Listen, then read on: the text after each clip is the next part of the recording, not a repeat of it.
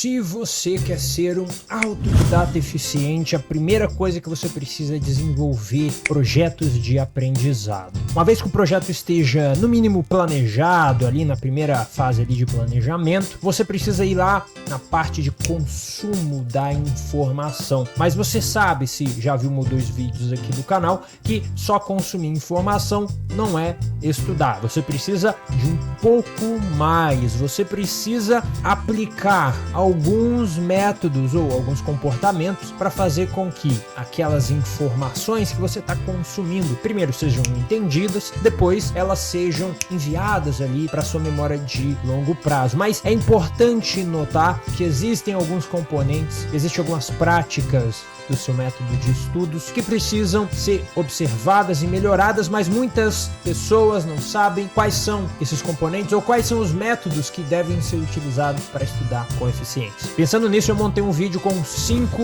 métodos de estudos para te ajudar eu não sei o que fazer, eu vou pegar esse primeiro aqui. Vou pegar o primeiro e o terceiro, vou pegar o quarto, vou pegar o quinto, e aí você já consegue aplicar hoje mesmo, você pode utilizar. Eu vou te explicar os 5 métodos depois da vinheta.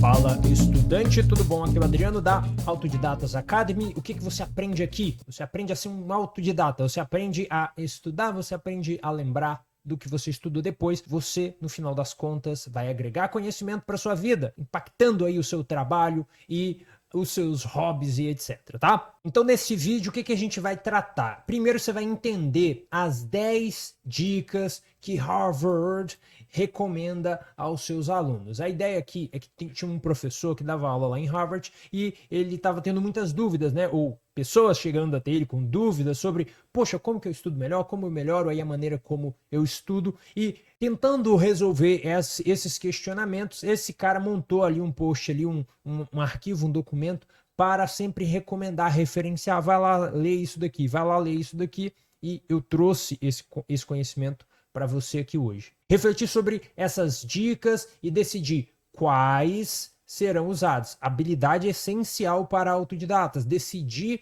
refletindo e decidindo sobre o que você vai utilizar e usando, é claro, dentro de um período de tempo, 7 dias, 15 dias, 30 dias. E por fim, experimentar por 7 dias, aí o que eu te falei agora, para fazer o que mais funciona, ou para perceber o que mais funciona para você.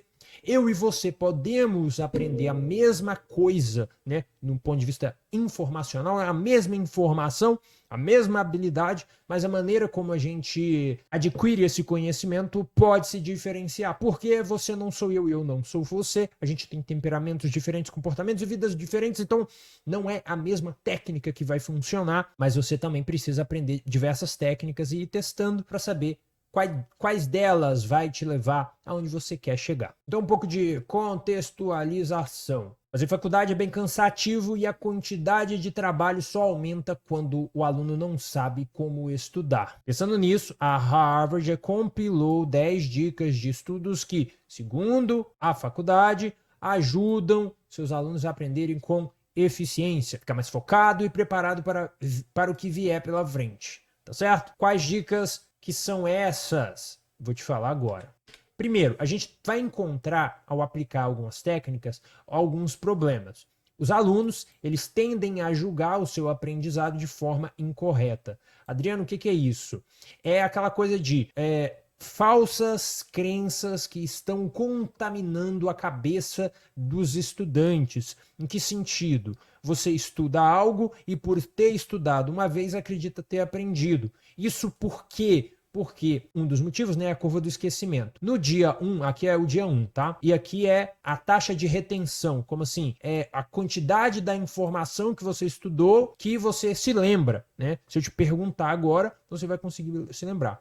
Então, no dia 1, a taxa de retenção é 100%, tá certo? Então, por exemplo, se hoje eu estudei, porque amanhã vai ter uma prova, amanhã eu não vou ter o 100%, mas eu vou ter próximo de 100%, né? Então hoje aqui, amanhã aqui. E aí vai surgir na pessoa uma falsa sensação de saber do conteúdo, sendo que no dia 3, né, no D3 aqui, ela já não sabe quase nada do que ela fez na prova e pode ter tirado uma nota boa, tá? Isso acontece porque as informações que a gente absorve, ela tem uma tendência a cair em taxa de recuperação ao longo dos dias. Então, por exemplo, no dia 2, ela já está ali próximo dos 80%. No dia 3, ela já passou dos 50%. No dia 30, ela está ali nos 2 a 3% de taxa de retenção, que é a famosa sensação de familiaridade. Entende? Então, o aluno tende a julgar o seu aprendizado de forma incorreta. Eu vou trazer um vídeo no futuro onde eu explico alguns dos maus hábitos, alguns das crenças prejudiciais que os alunos costumam ter, tá certo? Porque tem um compilado de umas 10 ou 20 que você lê e fala, nossa, eu acredito nisso, nossa, eu tô muito errado, né?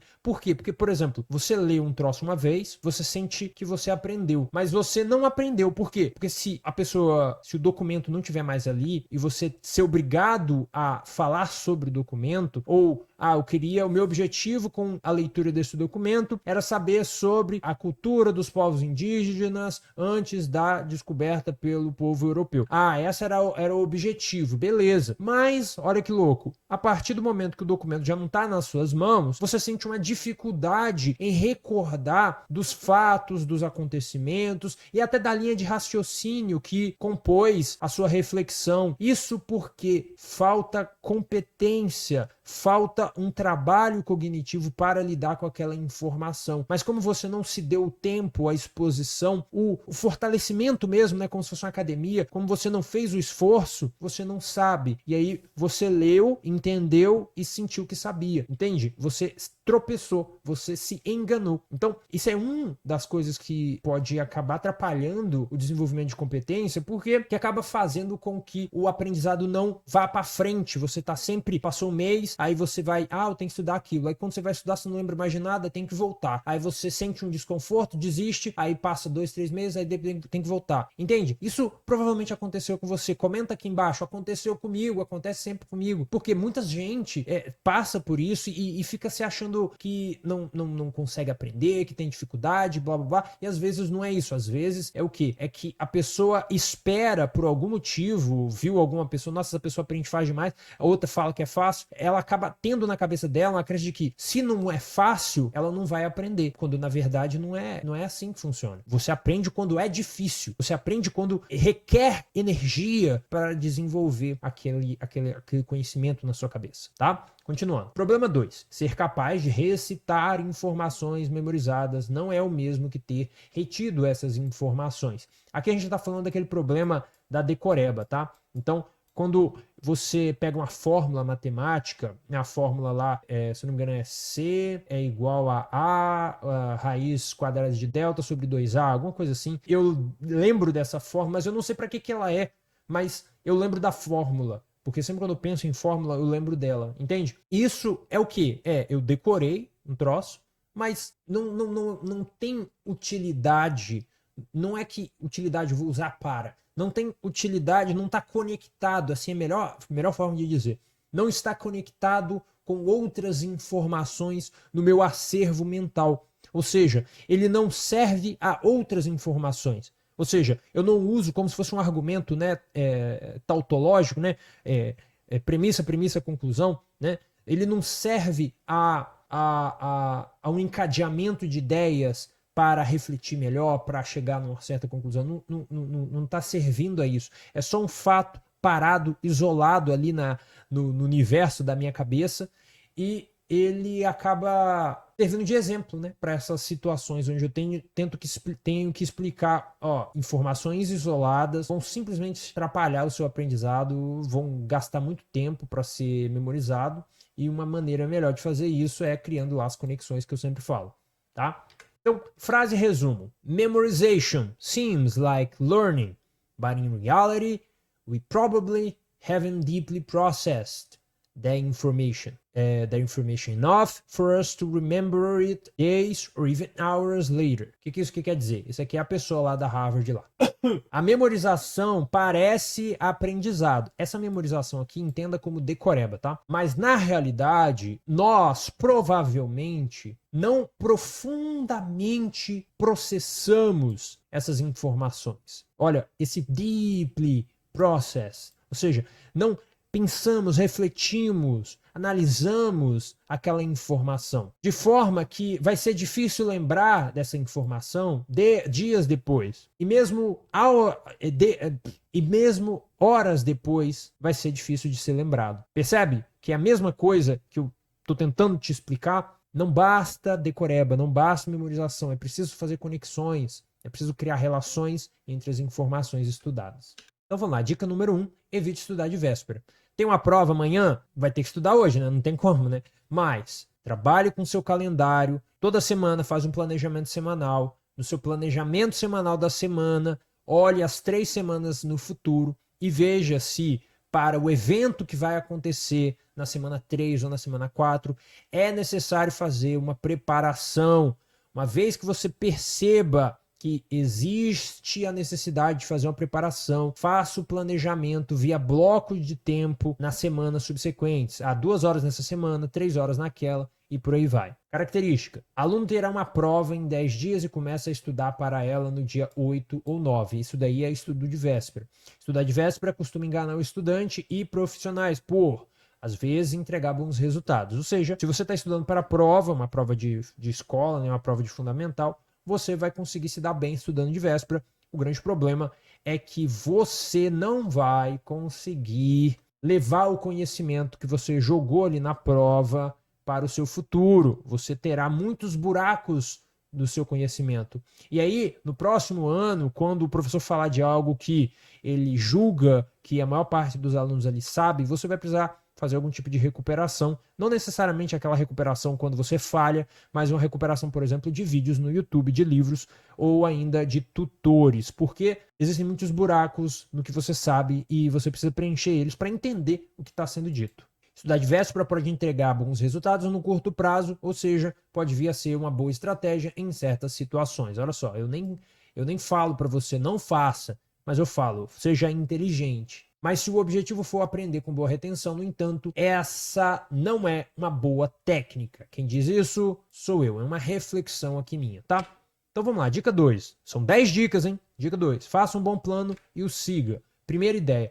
De nada adianta um bom plano que não é executado. Então, o que você vai fazer? Você vai criar um plano e vai executar o plano. Comece com o simples e ajuste a cada ciclo. Adriano, o que é isso? Começa com o simples. O simples pode ser, eu tinha um curso no passado, ele não está mais à venda, que é o método Aprender de Primeira. E o primeiro objetivo desse curso era estudar um dia por semana. Depois, pensar sobre os dias que você vai estudar para a semana e criar os blocos de tempo da semana. Entendeu? Então eram blocos cumulativos que você vai a cada semana construindo um bom hábito. Então agora eu sou consistente. Eu falei que eu ia estudar 7 horas e estudei 7 horas essa semana. Eu falei que eu ia fazer exercício e eu estou fazendo exercício essa semana. Percebe? Então o plano, quando você, por exemplo, vai no Pinterest e pesquisa um plano de estudos, você tem lá o cara com 20 prompts, né? 20 detalhes essenciais para o planejamento de estudos dele. Você lê aquilo e acha que descobriu uma coisa, um segredo que ninguém sabe. Se você usar, você vai ir muito para frente. O grande problema é que você não é a pessoa capaz de executar aquele plano. Por quê? Porque essa pessoa precisa ser construída ao longo de várias etapas, ao longo de vários dias, acumulando esse comportamento, se acostumando com essas dificuldades. E se você não fizer isso e quiser ir direto para o melhor plano, você vai encontrar dificuldades. E aí você pode culpar o plano, mas às vezes, na maior parte das vezes, eu deveria dizer, não é isso que acontece. O que acontece é que a pessoa acha que o plano é incrível e que ela é idiota. E aí ela vai apontar o dedo para si mesma e falar, cara, eu sou muito ruim porque eu não consigo executar o plano. O grande problema é que você não está nem se enxergando. Você se colocou numa posição superior e isso é um problema. Não porque você não seja incrível necessariamente, mas porque você está ignorando a necessidade de trabalhar o seu corpo, os seus hábitos, os sistemas que você está utilizando para chegar onde você quer chegar. Dicas. Dicas. Tenha um plano de estudos. Um plano começa simples e a cada semana ele vai se complicando. Mas como a cada semana você se acostumou com um nível anterior, você vai estar pronto para o próximo nível do seu plano de estudo. Crie objetivos de estudos. O que você quer aprender? Por quê? Lista isso e vai ticando. Conseguir essa, conseguir aquela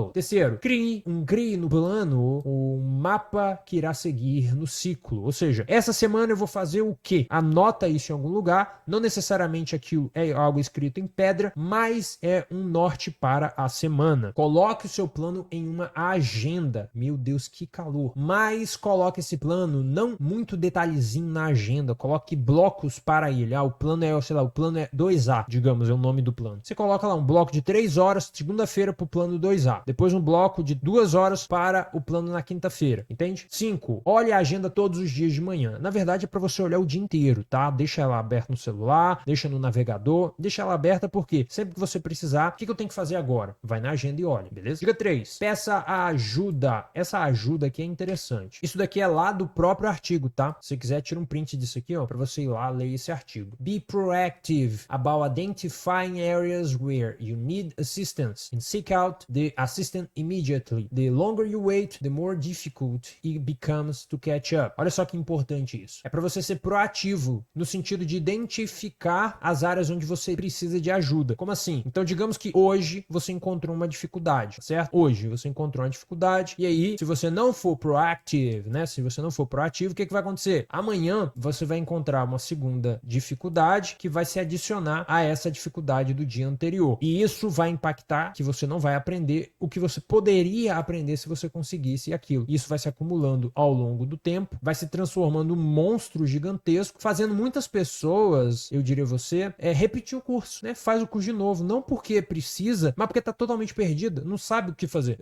Eu vi isso daqui, eu entendo um pouquinho, mas o resto não faço a menor ideia. Aí vê playlists inteiras do mesmo assunto diversas vezes, porque tem esse problema. Viu que tem um problema? Anota. Tem muita gente que usa um caderno de erros, né? Porque eu tô estudando algo agora, aí você coloca erro 1, esse é o problema que eu tô, essa é a minha dificuldade, essa é a minha dúvida, tá? E aí você busca as respostas dessas dúvidas, para esclarecer na sua cabeça o que deveria tá acontecendo. Não deixe problemas, dúvidas, impedimentos acumularem na sua jornada de aprendizado. Onde encontrar professores, instituições, colegas, profissionais da área, redes sociais, e-mails, e esclareça em um papel qual é a sua dúvida antes de buscar por ela. Olha, estudante, muitas pessoas sentem um desconforto e já pede ajuda. Isso também é um problema, tá? Então, o desconforto é esperado. O negócio é, decidiu procurar ajuda, usa um caderno e anota a sua dúvida. Por quê? Ao anotar, você vai ser obrigado a refletir sobre aquela coisa. Muitas vezes, eu lembro da escola, né, que eu ia perguntar algo pro professor, eu anotava a pergunta e o ato de anotar a pergunta já respondia a pergunta. Então, eu fazia uma pergunta, às vezes, muito óbvia e aí, quando eu falava a pergunta, eu já tinha a resposta e o professor só olhava com cara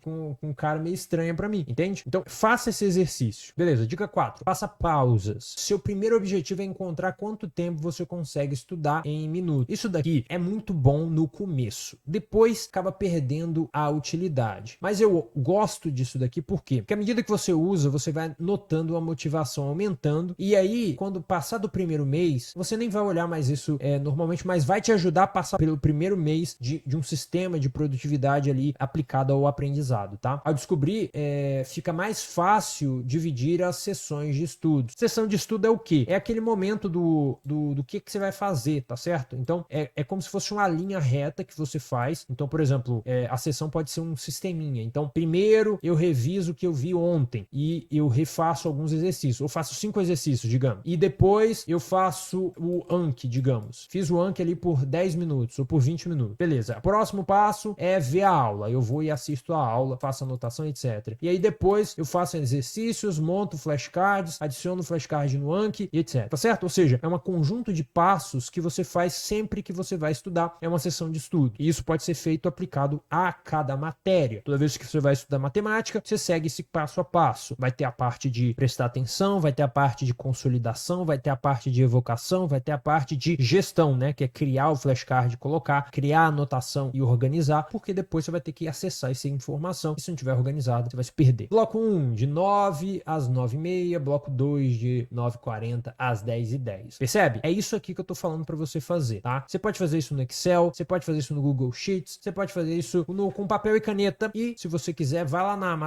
Amazon e você vai encontrar agendas que permitem fazer esse tipo de coisa aqui, tá? Aí você pode fazer do ano inteiro ali, fazendo anotação na mão, e também pode funcionar para você. Porque fazer pausas aumenta a retenção, consolida as informações, cria conexões. Esse Diffuse Mode, comenta aqui embaixo se você quer um vídeo sobre isso. Eu só adianto para você que o cérebro ele vai ter ali dois estados, assim, que é um estado onde você está ativo, né, mentalmente, pensando sobre a informação, tentando elocubrar as informações que você está estudando, e o Diffuse Mode é o quê? Aquele modo de pensar onde você está mais ali na parte artística, no sentido de tá deixando a mente te levar, tá tentando espremer os sucos da criatividade, tá bom? Olha só, Netflix, o cérebro não lida bem com muita informação ao mesmo tempo. Você tem muita série para assistir. Eu passei, por exemplo, na hora do almoço, né? Eu gosto de assistir algum entretenimento. E eu fiquei tipo uns 5 minutos comendo aqui e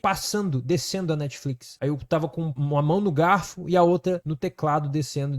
E aí chegou uma hora que eu desisti e fui pro YouTube. Tinha um criador lá que eu assisto e eu cliquei lá pra ver o que ele tinha produzido. Por quê? Porque, não tem nada. Tem muita coisa. Aí eu coloco o dedo em cima, aí começa aquele trailer, aí eu falo, quero ver isso não. Aí vai no outro, não quero ver isso não. Aí eu fico vários e vários minutos. Como tem muita coisa pra assistir, eu não sei o que assistir. E aí, quando eu vim pro YouTube, tinha o criador que eu gosto, aí eu cliquei lá pra assistir o que ele tinha produzido. Entende? Então, evite a armadilha do volume de informação. Muitas pessoas ficam, nossa, tem tanta informação, é muito fácil de aprender coisa nova. Mas aí você vai aprender, sei lá, sociologia, aí você tem livros únicos, você tem coleções de livros, você tem playlists, você tem cursos, você tem curso na plataforma A, cursos na plataforma B, cursos do professor A, tem um Instagram, tem um canal no YouTube, e aí você fica, nossa, que massa, tem muita informação, mas você não consegue lidar com essa quantidade de informação. Adriano, como que eu lido? Você não lida. Você fala o seguinte, eu vou pegar esse material, vou ler, depois eu vou pegar esse vídeo aqui, depois eu vou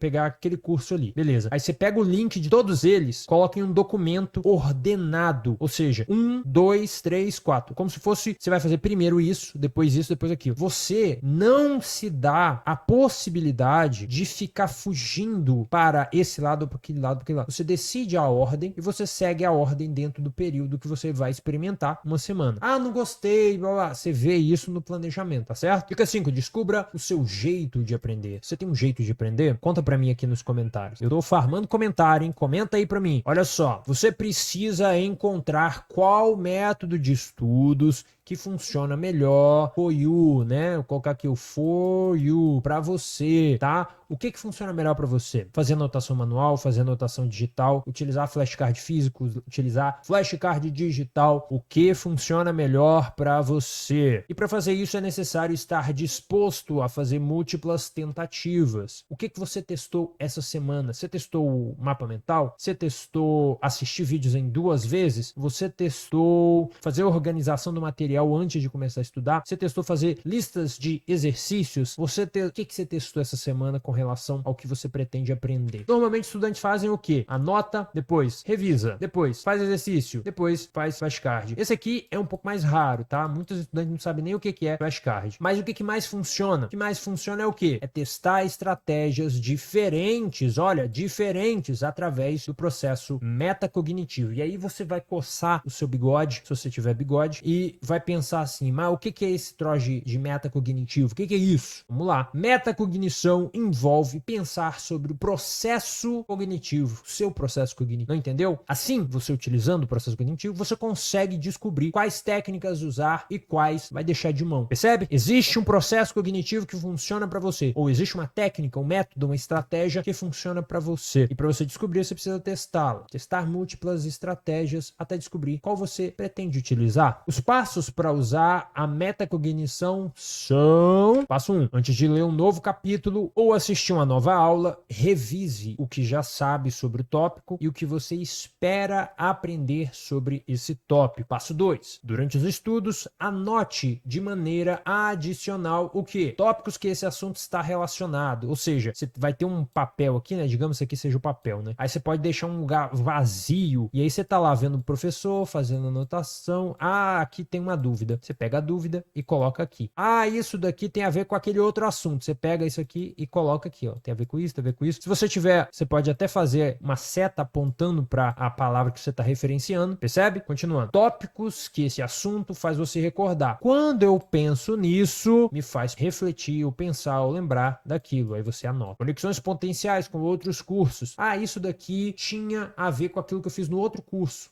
Né? Muitas pessoas todo ano faz um certo tipo de curso, né? Aquelas áreas de tecnologia que precisam de revisitar os conceitos ou ver quais são as novidades no mercado. Então, por causa disso, esses cursos acontecem com bastante frequência. E aí, quando você faz esse processo de reflexão, tentando encontrar conexões, similaridades, diferenças com o que você aprendeu lá atrás, vai facilitar aí a sua vida nos estudos. Perguntas que surgirem. Se surgir dúvida ao longo do estudo, também anote nessa área, tá? Adriano, precisa ser aqui do lado? Não, pode ser aqui embaixo, pode ser ali, pode ser lá em cima. Você decide. Teste. Ah, Adriano, não quero testar. Então faz assim, ó. Você pega aqui, divide aqui. Ah, por quê? Porque eu tô dizendo pra você fazer e você decidiu me ouvir, certo? Então, essa aqui é a minha recomendação. Passo 3. Depois da sessão de consumo, resuma o que foi visto e busque por respostas.